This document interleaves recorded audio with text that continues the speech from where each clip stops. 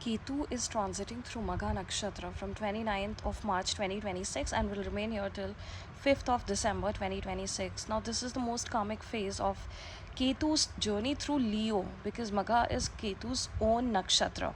So, Magha represents ancestors, your lineage, authority, wisdom, and all your inherited karmic patterns, now whether it is benefic or malefic. So it brings with its ancestral blessings, but also ancestral curses and traumas. All right, now for you Gemini, this transit is activating your third house, which is bringing transformation to communication, your expressions, your courage, your skills, your siblings, and local network circles, short journeys, and media and networking. Now, we all know that Ketu symbolizes detachment, karmic release, spiritual wisdom, intuition, and basically inner transformation. All right. Now, it encourages you to communicate with purpose rather than any kind of external validation in terms of approval.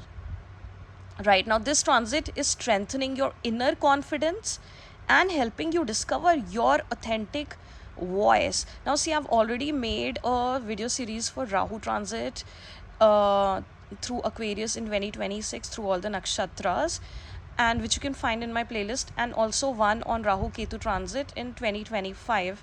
Now, this is specifically just for Ketu transit in 2026. All right. Now, see, the third house is connected with your communication, writing, your, speaking, any kind of like uh, self expression mediums and media marketing, your courage, as I mentioned, your efforts that you make, your younger siblings, your hobbies, your skills, your initiatives, your neighbors, your local networks, and any kind of like local journeys or social short distance travel. So it also represents your daily efforts and the way you express your ideas. So Ketu is reshaping how you think, how you communicate, how you make efforts for your ideas, and through your skills, and how you express yourself, now whether it is in personal life or in professional life. All right. Now, see, this is also something which is connected with your own sign Gemini, because Gemini is the original third house sign which is connected with communication and expression. So this is a big transit for you, and you will find during this time in terms of communications that there can be misunderstandings, especially can arise if your thoughts remain unspoken, right? And you may find that your interest in just casual conversations can reduce at this point, because you will become more selective with your words, more selective with whom you want to communicate with, and you will become more introspective about these things. Now, the opportunities that this brings is that because your communication will become very insightful, impactful, and meaningful at this point, then this is an excellent period for any kind of teaching work or writing work, or if you are in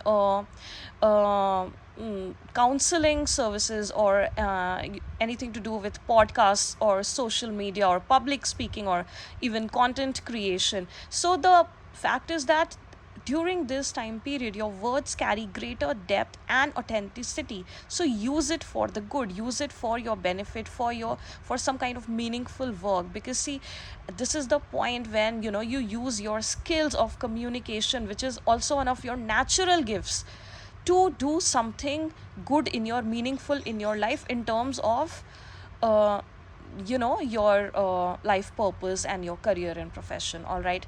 So you will because of all this, you will find that you are able to make wiser decisions, which become more which are less impulsive, which is more something that is which is one challenge that you've always dealt with. And see, again, I'm going to mention that it depends on person to person, on what your particular chart placements are and what the aspects are, where the dispositor is placed, like that all will give you the clear picture. But this is what I'm talking about for Gemini in general, right? So at this point, you can rethink about your old goals, and instead of taking action for something that you had earlier thought of, that this is something I need to do, and you're just going on doing it, you think about it, whether it is truly connected with who you are, whether it is connected with your true purpose in life. And that ways you will find that what are the things that you need to discard now, and what you need to take action on, right? So you will find that you will lose interest in skills that no longer inspire you or motivate you, or you don't feel connected with them anymore. So only the things that you're actually aligned with, so those are the things that you need to master at this point. This is the perfect time to master those things. So basically, instead of just doing getting involved in 10 different kinds of skills, like, probably this is a good time to just master one, right? Which is something which is going to be very fruitful for you in the long run, right? And at this point you will also see, because Ketu is something that we have already mastered in the past life, so hidden talents can also emerge at this point, something that you have probably not learned in this lifetime, but you will see that you are naturally gifted at it, and you just need to polish that skill now, right? So that is something to consider for you. And yes, so definitely you need to not scatter your energy into 10 different ideas or subjects or topics. So when it comes to siblings, then I would suggest that any kind of clear communication or honest conversations will strengthen your relationships, and mutual respect and healthier boundaries that you develop at this point will be fruitful for you. But at the same time, there will be emotional distance or misunderstandings with siblings which can arise, so that you need to clear with honest communication. But at the same time, the relationships that no longer work for you will dissolve at this point, or you will find that you are distanced from them, and for good.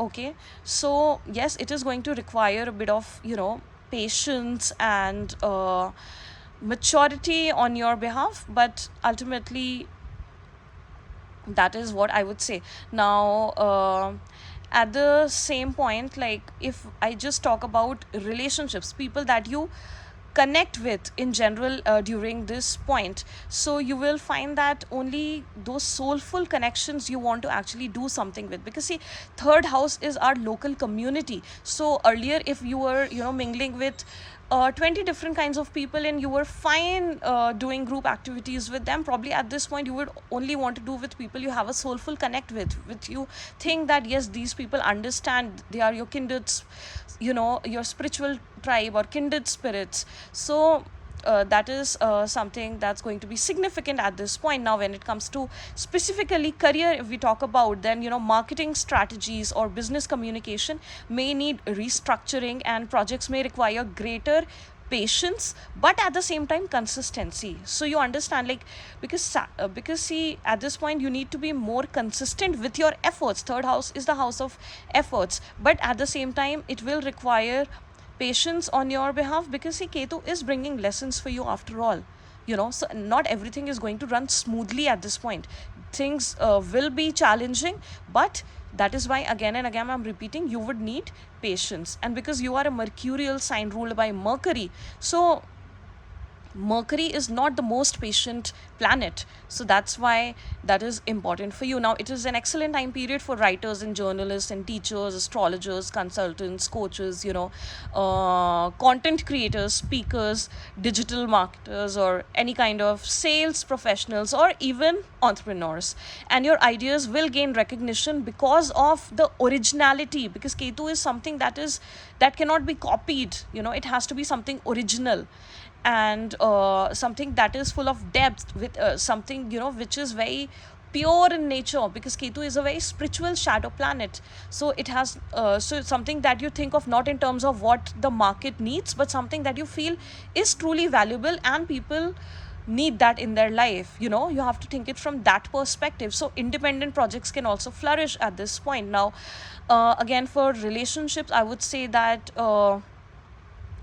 Intellectual compatibilities will become more attractive rather than just, superficial flings, and meaningful conversations will deepen your emotional connections. And when I just talk about health, then yes, there can be mental fatigue because of overthinking and, analysis paralysis. And that is something that Gemini anyway always deals with throughout their life. And, most of the Geminis, I wouldn't, again, it depends on person to person.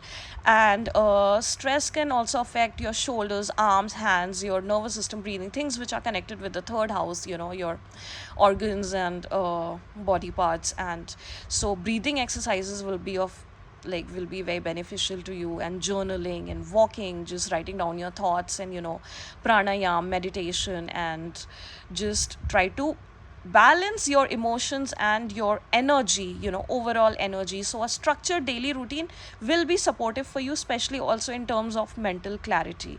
All right, so Gemini, this transit is transforming the way you think, the way you communicate, the way you learn, the way you analyze things, and the way you connect with the world. So your voice is getting more impact at this point, your communication skills, and it's becoming, so you are becoming more wiser through this, and your efforts will become more focused instead of being scattered in 10 different directions, and your confidence will boost and become more authentic at this point. So by the end of this transit, you may discover that your greatest strength lies in the quality of your words rather than the quantity.